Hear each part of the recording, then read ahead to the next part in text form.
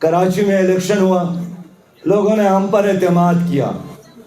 اب election commission کے دفتر سے ہمیں 94 فارم دیے گئے ہماری برتری کا، ہماری کامیابی کا.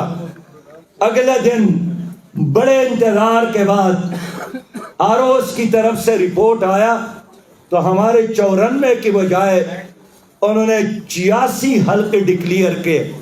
میں نے آج بھی پریس کانفرنس کی ہے کہ ہمارے صبر کا امتحان نہ لو. ہم شریف ضرور ہے لیکن ہم بزدل نہیں ہے انشاءاللہ. ایک حلقہ تو کیا، ایک ووٹ بھی اگر ہمیں پڑا ہے اور آپ ڈکلیئر نہیں کر رہے ہیں، آپ ہمارے ووٹ کو ہضم نہیں کر سکتے. یہ تمہارے معدے کو نہ صرف خراب کرے گا بلکہ تمہارا معدہ پچ جائے گا انشاءاللہ. یہی کہنا چاہتا ہوں.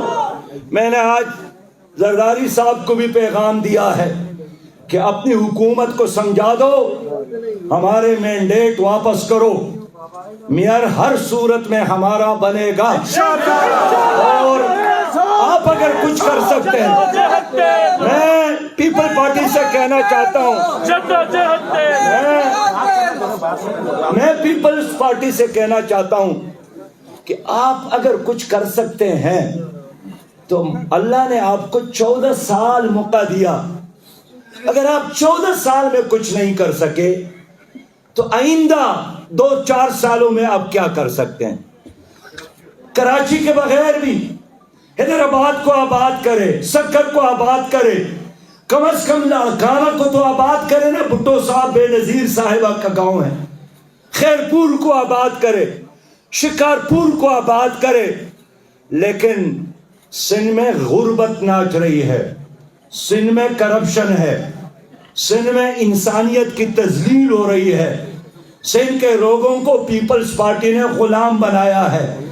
لیکن آپ سن لے، اب لوگوں کا مائنڈ بدل چکا ہے.